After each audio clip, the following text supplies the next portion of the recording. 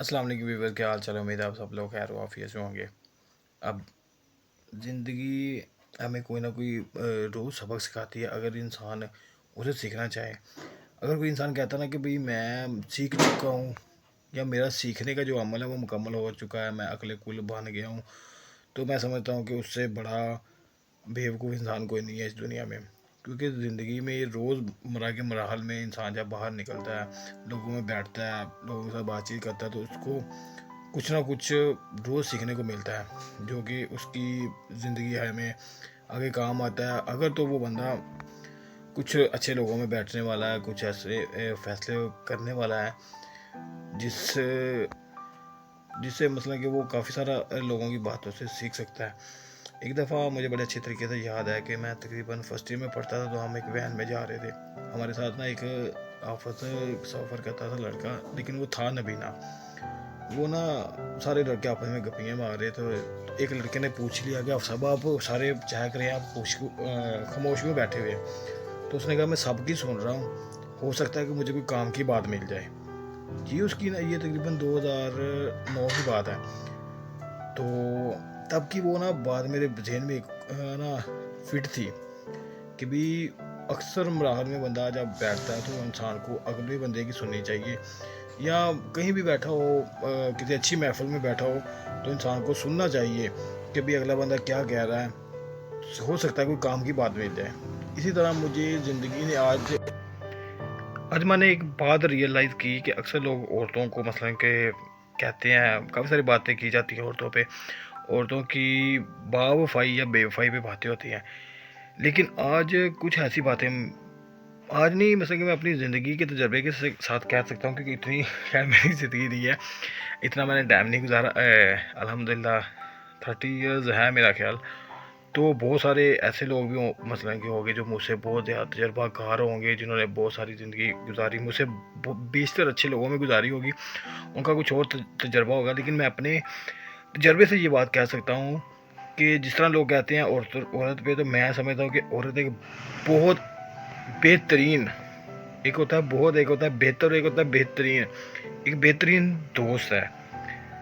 اگر آپ اس کو اچھے طریقے سے، عورت ایک بہترین دوست ہے، اگر آپ، عورت ایک بہترین پارٹنر ہے۔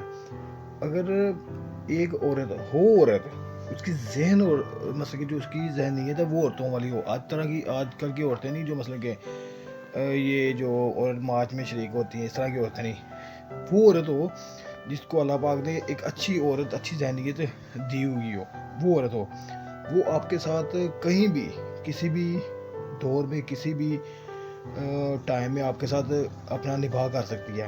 مثال کے طور پہ اگر ایک با کردار عورت ہو جس کو پتہ ہو کہ میں عورت ہوں، میری مثلا کہ جو اس کی خصوصیت ہے وہ کیا، وہ اپنی خصوصیت کو جانتی ہو، تو وہ ہر قسم کے ٹائم میں آپ کے ساتھ نبھا کر سکتی ہے۔ جیسے کہ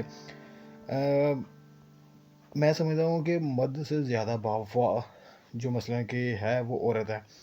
اگر آپ کسی بھی مثلا کہ عورت کو پوچھ لیں، شادی شدہ کو پوچھ لیں، اب اگر آپ کی کوئی مثلا کہ ایک اچھی دوست ہے، عورت ہے کہ اچھی دوست ہے، اگر وہ آپ کی بیوی کی شکل میں آپ کے ساتھ زندگی گزارتی ہے، تو میں کہتا ہوں وہ تو بڑا ہی مزیدار رشتہ ہے۔ بیوی میں سمجھتا ہوں کہ شادی کے پہلے کے جو ریلیشنز ہوتے ہیں، اگر وہ اچھے طریقے سے نبھائے جائیں تو وہی ریلیشن جب شادی میں کنورٹ ہو جائے تو وہ ایک بڑا پیارا، بہت بڑا خوبصورت رشتہ بنتا ہے۔ لیکن شادی کے بعد کے جو ریلیشن ہوتے ہیں وہ زیادہ پائیدار ہوتے ہیں، اور عورت کو پتہ ہوتا ہے کہ یہ میرا جو مثلا کہ خاوند ہے، یہ ایک میرے لیے سب کچھ ہے، میری دنیا ہے، میرا جان ہے۔ ایک مسلمان ہونے کی حیثیت سے اگر دیکھا جائے تو جو عورت کا شوہر ہوتا ہے وہ اس کے لیے تقریباً قبلہ ہی ہوتا ہے، کہ اس کی اطاعت کرنا اس کی سرخ روئی ہوتی ہے دنیا اور آخرت دونوں میں۔ اچھا اوورال بات یہ تھی کہ آپ کسی بھی عورت کو اگر پوچھتے ہیں، شادی شدہ عورت کو، کہ بھی آپ کی اپنے بچوں سے زیادہ چاہت کر رکھتی ہیں یا اپنے خاوند سے زیادہ محبت کرتی ہیں، یعنی کہ اگر دونوں میں ترجیح دی جائے تو کس کو آپ دیں گی؟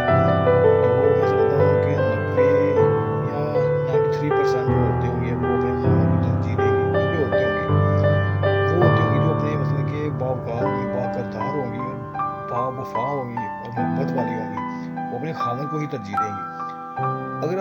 शादी शुदा मर्द को पूछ ले कि भाई आप अपनी बीवी से ज़्यादा मोहब्बत करते हैं या अपने औलाद से, तो वो कहेंगे मैं अपनी औलाद से। काफ़ी सारे लोगों का मैं मतलब जो मेरा खुद का तजुर्बा है वो यही है, काफ़ी सारे लोग यही कहेंगे मैं हम अपनी औलाद से मोहब्बत करते हैं। भाई औलाद कहाँ से आई? उसी बीवी से आई ना, बीवी ना होती तो औलाद कहाँ से होती? एक और मैं अपनी ज़िंदगी का आपको एक वाक़या बता दूँ। बहुत देर पहले ना हमारे एक टीचर थे, मेरा ख्याल कोई 9th-10th की बात है। उन्होंने मुझे एक बात मुझे क्या हम सबको क्लास में ना एक वाक़या सुनाया। हमारे एक टीचर होते थे गुलाम नबी साहब, मेरा ख्याल उन्होंने ये बात हमें बताई थी। उन्होंने कहा जी एक औरत होती है, शादीशुदा औरत होती है, तो उससे ना कुछ औरतें ऐसी भी होती हैं जो मतलब कि शादी के बाद ही पढ़ती हैं, यूनिवर्सिटी में पढ़ती थी शायद, तो उसको ना उसके प्रोफेसर ने बुलाया, उसने स्टेज पे बुला के यूनिवर्सिटी में अगर देखे जो डाइस के पीछे जो स्टेज बना होता है उसके पीछे व्हाइट बोर्ड होता है, उसने बुलाया, उसको मार्कर दिया, उसने बोला जी आप अपने ख़ानदान में जो भी लोग हैं ना उनकी गिनती लिखो, मतलब कि नाम ना लिखो, लिख दो कितने लोग हैं। उसने कहा अच्छा, लिखा, अगर इसमें से आप जिनको चाहती हैं उनको, जिनको कम चाहती हैं, जिनको ज़्यादा चाहती हैं वो रहने दो, जिनको कम चाहती हैं वो मिटा दो। उसने मिटा दिया। फिर उन्होंने कहा कि अगर आप इनमें से मज़ीद कुछ माइनस करना चाहें तो करें। उन्होंने कुछ और कम कर दिए। फिर एक बार उन्होंने कहा कि आप और मज़ीद कम कर दें। उन्होंने अपने जो बहन भाई थे वो भी कम कर दिए। पीछे रह गए माँ बाप, उसकी औलाद रह गई और उसका ना खामद रह गया। फिर उन्होंने कहा भी और किसी को आप इसमें माइनस करना चाहें, जो मेरा 3rd या 4th स्टेप बनता है, तो उन्होंने अपने पेरेंट्स को, बहन भाई को भी ना ख़त्म कर दिया। पीछे क्या रह गया? औलाद और खामद। उन्होंने ना फिर कहा भी अब इनमें से आप लिखें कि आपकी ज़िंदगी में कौन लोग रह रहे हैं। अब उसने लिखा कि मैं हूँ, ये मेरा खामद है, ये मेरे बच्चे हैं। अब उन्होंने कहा कि अगर आपको इन दो चीज़ों में अब पार्टीशन कर लेते हैं कि एक पार्टी आपके औलाद की, एक पार्टी आपका खामद है, और सेंटर में आप इन दोनों में से आपको चूज करना पड़ेगा, किसको चूज करेंगे?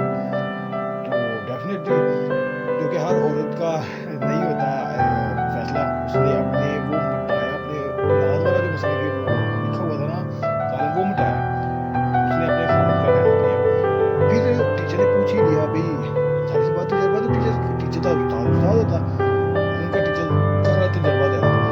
फिर भी पूछा कि तुम औलाद को क्यों, ये तुम्हारे बुढ़ापे का सहारा है, तुमने अपने खामद को क्यों चुना?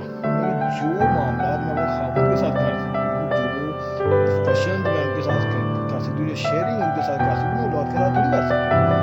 औलाद के बगैर मेरा गुजारा हो सकता है, लेकिन खामद के बगैर मेरा गुजारा नहीं हो सकता। ये है उन औरतों की जो औरतें होती हैं, जो बाकिरदार होती होती हैं, जो बावफा होती होती हैं, जो निभाने वाली औरतें होती हैं, ये उन औरतों पे है। मैं समझता हूँ कि एक औरत है ना, वो आप अगर खुदा ना खाता शादी के बाद खुदा ना करे कि किसी को फाका भी करना पड़े ना, तो औरत आपके साथ कर गुजरेगी, कि माँ बाप नहीं वो आपके बहन भाई नहीं करेंगे, माँ बाप भी किसी हद तक, क्योंकि पेरेंट्स ने जो माँ बाप आप लोगों के साथ सोच सकते हैं वो बहन भाई नहीं सोच सकते, और ना ही आप लोगों की कोई भी जब तक आपके मामला अच्छे हैं। एक बात अच्छी समझ में नहीं आती थी कि जब मुझे आज तक ये बात समझ में नहीं आई, जब लोग हम छोटे होते हैं, अनमैरिड होते हैं, बहन भाई होते हैं, सारे एक दूसरे पे जान छिड़कते हैं। जब वो लोग मैरिड हो जाते हैं, फिर पता नहीं कौन सी गिद्दरसिंगी आ जाती है हर किसी के दिमाग में कि किसी के लिए जान छिड़कना तो बड़ी बुरी बात होती है। हर किसी को काटने को कोई दौड़ता है कि यार इसके छीन लो, इससे छीन लो, खुद का बना लो ये। मैं समझता हूँ कि नहीं, जो रिलेशन होते हैं ना, वो कहते हैं कि नाखून है नाखून, ये मांस के एक पंजाबी की कहावत है कि नौ मांस तो अलहदा नहीं होते। इसी तरह के नाखून जो मांस के साथ है ना, जैसे ये उंगली का नाखून है, ये मांस के बगैर नहीं रह सकता। अगर यहाँ से निकल भी जाएगा ना, ये देखिए यहाँ से, तो ये गिर जाएगा।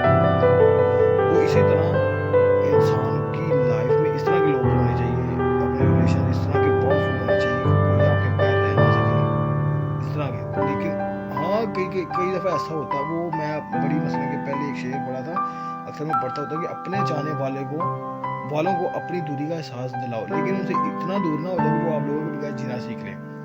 ओवरऑल बात यही है कि जो हमारा टॉपिक है मसलन के बात का मौजूद था ओवरऑल वो यही था कि भाई औरत सब मच बेटर, बड़ी बाकरदार, बड़ी बावफा, जेंडर है, अगर औरत हो,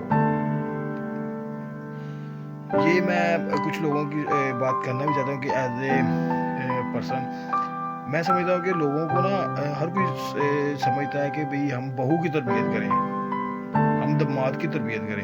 यार बहू आपकी तरफ सुनेगी? 22 23 24 साल वो गुजार के आई है अपने बेके में, तो वो आपकी सुनेगी? नहीं सुनेगी।